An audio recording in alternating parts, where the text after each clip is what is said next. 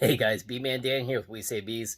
Welcome to my garage, also known as a mini Home Depot. Got pretty much everything in here for all the different projects that we come across. But you're here to adopt bees, so let's take a look. All right, so this is what you can expect for a fresh rescue. It's not recommended for everybody, but some of these colonies, especially when our seasoned beekeeper, our wranglers are working with them, know they're going to stick around. They make really good rescues and good adoptee candidates, like this one right here.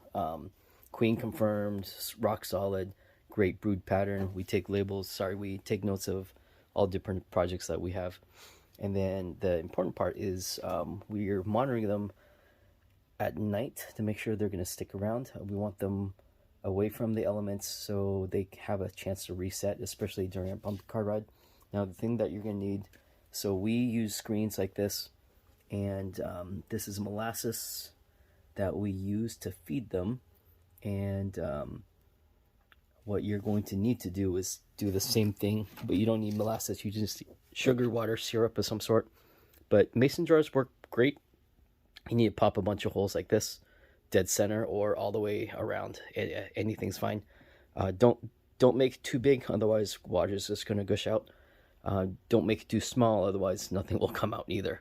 But the idea is this has to be flush. So you know how some of the mason jars have that little lip? That doesn't work because their tongues can't reach it, so it's got to be flush.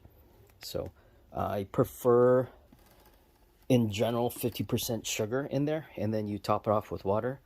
And warm water is good. This way it mixes a lot better. Depends on the volume. Don't fill a quart up because it's going to pop that screen down. So if you're going to use like a pint worth of sugar water is perfect, and you'll just need to change out for a couple days. And you're going to need to keep them fed for a good solid 2-3 weeks just to make sure that they have enough resources to rebuild. And then when you get back, the very first day you get this rescue, you're going to cut a hole inch square right below the screen. We orient all of our brood towards the front. This way they can be fed, they can keep warm, they can ventilate properly right underneath the screen. And this allows them to exit without getting confused as to where to go. So square, 1 inch, 1 inch, 1 inch, and place this exactly where you want your hive to be. So if you have it's set up already, just pop it right on your stand. Open them up, feed them. Don't touch them. Don't open this up. Don't sniff it. Don't do anything to it, and just let them chill for the next 3 days before you actually do the transfer. And we'll do a second video on that. Good morning, guys. We are now in Valley Center, and this was a hive on the left side of that stand. And there's a couple of things we're looking for. See those bees there with the larvae? So they're taking out the trash. Now bees aren't going to take the trash if they plan on abandoning the hive, so that's a good telltale sign that they're going to stick around. The other thing we're doing is we're smelling. It should smell kind of like a almost butterscotchy, and that's a good pheromone that the bees are releasing. That means they're hunkered down and most likely going to stick around. Not guaranteed. There's a lot of factors that can go in between now and a couple days from now, but typically they won't leave our hands unless they're in this state. If you hear them frantically flapping and trying to get out, that's not a good sign. That means they're just going to bail and take off. So we need to ride that out. So I'm going to be opening this up in a second. Oh, forgot to mention, if you are in a bind and you don't have the flat mason jar, see how there's that lip right there? If you put that over the screen, the bees they can't even touch it. So the other option is to cut a square here and pop this jar over the top of it, and that works just fine too. So lots of options. There's not one way to do it. For us, it's about working with them and responding to what their needs are. And especially as novice beekeepers, it's really, there's lots to take into account. So all good, easy peasy stuff. Okay, so I just opened the box, and this is really fun to watch because you can start to see the bees navigate, and they're going to do these small little flight patterns around, and they get bigger and bigger and bigger as they kind of orient themselves with the location. So really hard to pick up in video, but really fun to watch. If they start to flood out like a mass exodus, that's not good. It's basically close it up and call us and we can deal with that, but typically that won't happen. So good job, girls. And then you're gonna see some of these bees come out with with trash and stuff, and they'll drop those off. But that's exactly what you want to do. You want to cut a square there. Nowhere else. Don't get creative. We've done this a lot. Our team has done over 12,000 live rescues, and we have at least a 95% efficacy of hive rescue to home. And so long as people don't muck around with the process, it works just fine. We're very methodical about it. And the last thing you do not want to do is open this box up and transfer them immediately into the box. It's too many stressors back to back. So they just got rescued from someone's house or a shed or irrigation box. And so they had this trauma, and then we moved them again, and then they got driven here, and then you're going to open the box and move them, and that causes another stressor. And all these things can stack up in your to your detriment, where they're like, screw this, we're out of here. So you want to let them just chill out for the next 3 to 5 days. And also by this time you'll know if there's queen cells. If there's queen cells, that means the queen didn't survive the process. This one's queen confirmed. Again, our team takes pretty diligent notes. But during travel, the frames could jostle around, we could drop the box, a myriad of things that could happen could hurt the queen. So you never really fully know if she's going to stick around or not, or if the hive sticks around or the queen does not survive the journey. Okay, I'm going to do this now, but use your imagination. I'm not going to move these bees now, but after 3 to 5 days, you don't really want to do before 3 days, and you kind of don't want to wait too long, because you want to make sure that in case you don't have a queen, then we can make adjustments to it quicker. But you're going to be opening this box up. There's a couple easy ways to do it. You can do light smoke, and then the way that we cut these boxes, again, we're very methodical about it, but you cut this seam and cut it over the top, and now you can have this whole flap open. These frames won't fall out, and you have full access to manipulate and move stuff around. You're going to see a couple of these frames upside down. Basically, when we do our rescues, not all of the honeycomb that we pull out is going to be a perfect foundation size. So we want them to glue it or attach it to the bottom. So when you're going to be pulling it out, it's going to be upside down, and you go on and flip it. Now, the comb, because it's loose in the rubber bands, don't ever turn your frames this way. Just a beekeeping thing, but basically you want to make sure that it's always on this vertical axis. So the way that we handle it, imagine you had 2 hands, but the way that you would is rotate it this way and then rotate it that way. And this way it always stays vertical. Again, it's this way and then this way. Much easier with 2 hands, but that's the idea. So we'll flip it, stick it in.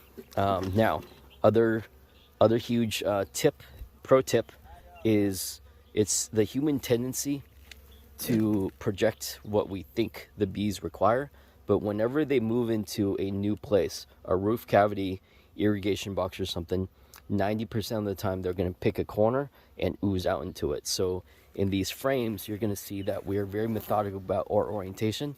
So the bees are typically, the brood is typically going to be right here. So when you move this out, the brood, you're going to want to stick next to the wall as close as possible to the front entrance. And depends on if you have a if you have a entrance reducer or not.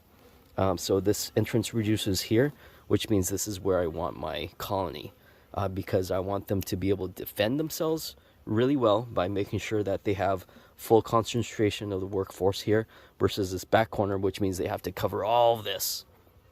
And then the entrance, which is no bueno, especially since we've just displaced them. We want to make sure that we give them as much advantage as possible. So pull your frames out, brood goes here along the wall, and then you fill the rest of the frames out, and then you're good. Hope that makes sense. And the bees over time, they'll move their brood to the center or wherever their center is, but don't put them in the center.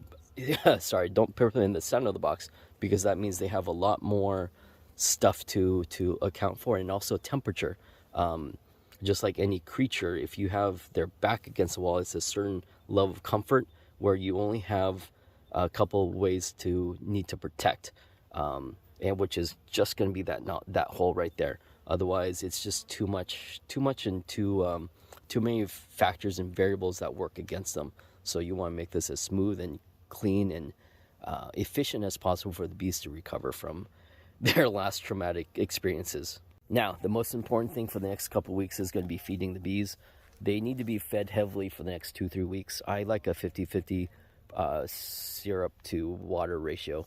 So that gives them the opportunity to either consume it or they can store it, which is fine. But basically you want to stimulate them to feed so that in case they're not finding enough food in the area, or like over there, if you guys can see, that's a bunch of beehives, which means there's a lot of competition in the area for resources, which is a-okay. It's all good. They'll get along and they'll play. But there's lots of different feeders. Look them up. You can, if you have the trough feeder, that works just fine. You can put in your sugar water or honey or whatever it is. I love the jars. I love clear jars. I love top feeding because I can do quick visual inspections to see how much they're eating and be able to swap them out quickly without getting into the hive. Now, entrance feeders are fine too. People will say no-nos to just about every single method. You're going to have naysayers. Honestly, take all that information, toss out the window. You do what you do with the resources you have, and that's a-okay. I'm pretty resourceful when it comes to bees, and I've done rescues for the last 15 years with a lot under my belt. So there's not much you can't do with what you have. Typically, for a novice setup, you probably won't have a feeder. So the other cheat that you can do is take this inner cover, pop that right here, and then take your frames out of this one. Boom, boom, boom. Imagine that. Stick that box on top without the frames, and then you can put that jar on the inside and let them feed through and still put the cover on, over the top of everything, and that works just fine and dandy too. Basically, whatever you need to do to feed them. Open feeding I do not recommend, which is basically have a dish or something with sugar water. That's probably not enough concentration, and then you're going to be inviting a bunch of neighbors over for a party, and then that might incite robbing or rob your bees of resources that they desperately need. So I should have probably opened with this, but as far as picking location, just make sure it's level, and that's about it. Away from people and things is a great scenario. You want at least 50 feet just for comfort, just to make sure that people won't be mucking around with them, gardeners won't be stumbling across them. There's a whole list. I think it was, last one I saw was like 30 lists long of like the perfect location for a beehive. And with our wisdom of working with beehives and rescues, honestly, they don't really care where they build so long as they have a half decent home. We've seen bees violate every single one of those rules and do just fine. The idea is east facing, morning sun to warm them up, all that fun stuff. We're in Southern California, so we don't really have a harsh winter unless you're out in Julian or Ramona or Palomar and stuff. But even with that, honestly, it's not a big deal. It's got to make sense for the home, for you, for the steward of the bees, because if they're not conveniently located where you're not going to do inspections, then there's kind of no point to it. If you make it too unpleasant for you, then you're just not going to do it, and then the bees will get neglected. Not that they can't take care of themselves, but if you're intending on having honey and all the fun stuff, then you kind of need to make sure it's accessible. The other thing, two other things that you need to make sure is ants. We have a huge ant problem down here in Southern California, so these little cans with oil is great. I would not use vegetable oil, only because critters will probably, like leftover grease, because other critters will probably just drink it. Using motor oil is fine. You can buy fancy. I'm pretty low tech, so I've done a whole myriad of super ghetto to super high end, and honestly, whatever gets the job done is fine by me. Yellow jackets during later in the season, around probably fall, July through October, you get a lot of yellow jacket activity, which is where you want smaller entrances. So entrance reducer is always helpful. That's why this is 1 inch and no more than that. By this afternoon, once the bees have settled, you'll see them clump up on the outside, and this way that they can defend their home better. I think that's about it. Okay, and the very last note is after about 2 weeks, you want to do one more inspection. And then leave them alone for a bit. But basically you want to see how much they've built out, and you want to check their food, their resources, how much they're bringing in, and how much more they need. So if they're pretty sparse, then you need to keep feeding. If they've got plenty of resources, a lot of capped honey, then that means you can probably taper off the feeding and let them naturally forage. And then if that's the case, then check them again in about 2 weeks just to see if that supply is increasing or if it's diminishing. If it's diminishing, then you need to go back to feeding to make sure that they have a good steady stock of supplies for, Southern California. We might get a drought again, so you just want to make sure that prepare for anything. We love our ferals. We love the genetics. Honestly, in my opinion, they are far superior than anything that can be commercially bred for a myriad of different reasons. I don't think I want to cover that right now. But ferals I've been working with ferals exclusively for the last 15 years, and I swear by them. They definitely can get temperamental. Oh, that's probably something I should mention. So we are in Africanized bee territory, which means the queen mates with anywhere from 12 to 15 drones. And so inside of his system right now is a whole reservoir of sperm from other bees, other drones. And for a while she'll have, she might have really good genetics, and you might get a pocket of not so friendly bees. And that's because over time, as she's going through her system, she might hit a pocket of the hood rat that she got knocked up by. So that's definitely always the case. And that's even true with most commercial beekeepers, because unless they're doing artificial insemination where they control the genetics 100%, they're typically wild mating them anyways, which means they have a yard that they take all the bees to. The queens will get knocked up by a concentration of drones that they will artificially create, but that doesn't mean that the guy down the street doesn't come by and get some funny ideas and knock up the queen. So I hope that makes sense. Really crude, but that's basically the bottom line. So you're looking for different signs of the behavior. Right now I'm standing here basically naked. I don't have a suit on, and I'm playing with the bees, and I'm looking at this. I worked on this hive yesterday. They're super chill and super mellow, but basically at any given time they could change their behavior, and you want to make sure you can take that into account. With the Africanization, there's a couple things that you're looking for. Is that you can't really approach them without them coming at you, without them, within 10-15 feet, and they're already coming to greet you. That's usually not a good sign. And when you're working with the hive, as soon as we open them up, I always like to wave my hand, just see if they respond. If they respond to your hand waving, then that's a sign that they're getting a little bit more defensive, which is either you didn't smoke them enough or they're getting a little bit on edge. And then most hives are pretty chill, even more Africanized hives, until you start messing with their babies. And this is why when we're testing for temperament, we're probably the best test for that, because we just rip their house apart. And if they didn't bother us, then that's a stellar hive. But again, she's only stellar for this generation of whatever sperm she has that she's going through. So I hope that makes sense. Again, any questions, let us know. And good luck, Godspeed, and we look forward to hearing stories from you.